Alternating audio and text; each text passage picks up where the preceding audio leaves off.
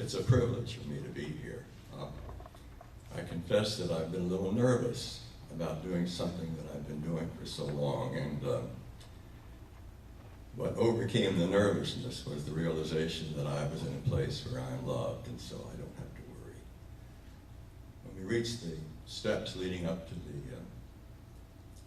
the altar area, I experienced goosebumps, the singing and the sense of love that's here. As Ken mentioned, I've had some rough patches over the last 4 months. At some point, Lois apparently said to the surgeon, "Does Charlie need another hole in his head?" And the surgeon responded, "He needs 4." So that's what they did.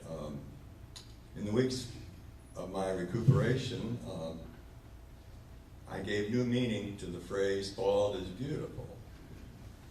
I was compared to Yul Brynner, Telly Savalas, Bruce Willis, and the Dalai Lama, of all people.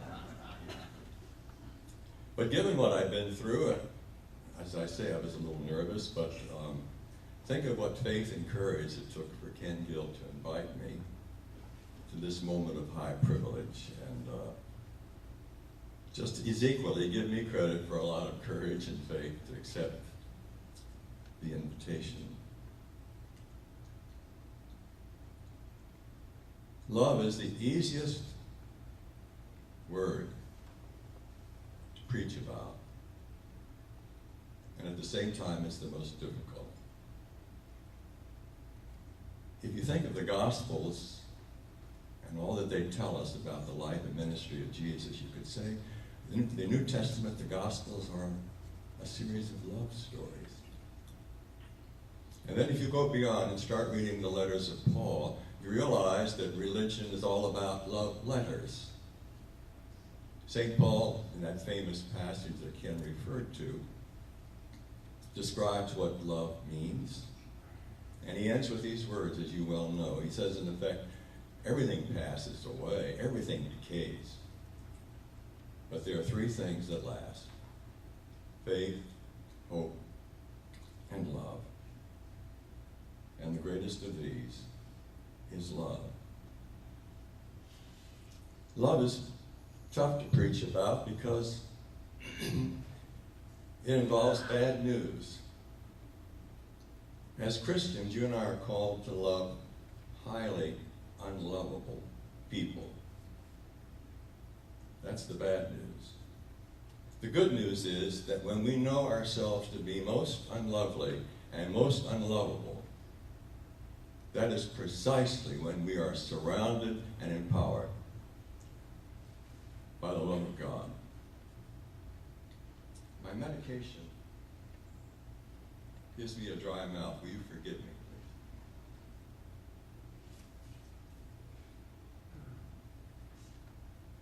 please? Some years ago when I was teaching, it came to me that the commission to love, which we carry as Christians, has to do with 4 different aspects, just briefly. I decided that if I were to give academic degrees in relation to our growing in love, it would go something like this. I would give the PhD to those who have learned to love their enemies. I think that's the hardest. Nothing defines Christianity or sets it apart more from all the other religions than Jesus' teaching, his commandment. Love the Lord your God with heart, soul, mind, and strength. Love your neighbor as yourself. And then he goes on to say, love your enemies. Pray for those who persecute you and despitefully use you.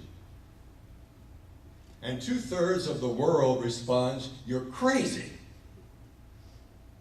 But thanks be to God for those people who see Jesus' life and hear his words and know that we have a high calling. I thought about what are the most famous prayers. And we just used one of them, the Lord's Prayer. But let me add to that 2 other of the greatest prayers ever offered. The Garden of Gethsemane, Father, if it be possible, let this cup pass from me. Nevertheless, not my will, but thine be done. And the other great prayer from the cross, in the presence of those enemies who were deriding him in the midst of his anguish, Jesus prayed, Father, forgive them, for they know not what they do. I have searched the literature, I have read the Bible, I know of nothing that reveals the heart of God as much as that dying man on the cross praying for his persecutors. Nothing touches that. It sets Christianity apart from every other religion. And that moment with that prayer has shaped my ministry, my theology across the years, the unshakable belief in the sacrificial, unconditional love of God. So, you'll not be surprised to know that one of my favorite hymns, written by Isaac Watts, goes like this. When I survey the wondrous cross on which the Prince of Glory died, my richest gain I count but loss, and pour contempt on all my pride. Either the supreme moment in Jesus' life was insanity, which the world rejects, or it was a divine revelation taking us straight to the heart of God. I decided that if I were to give the PhD to those who had learned to love their enemies, I would award the master's degree to those who have learned to love the stranger.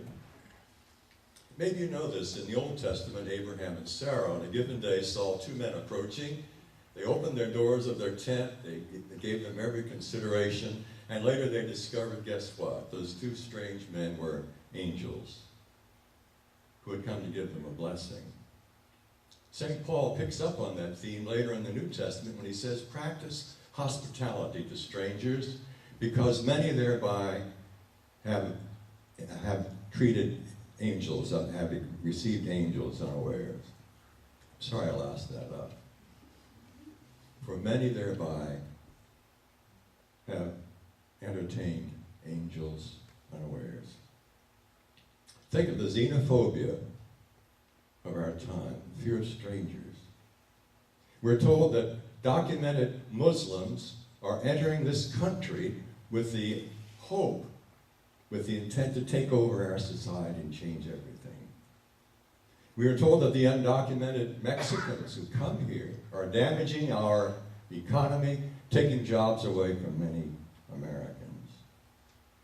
I think the stranger also applies to the member of the opposing political party, whatever that is. We have become so polarized, as you know.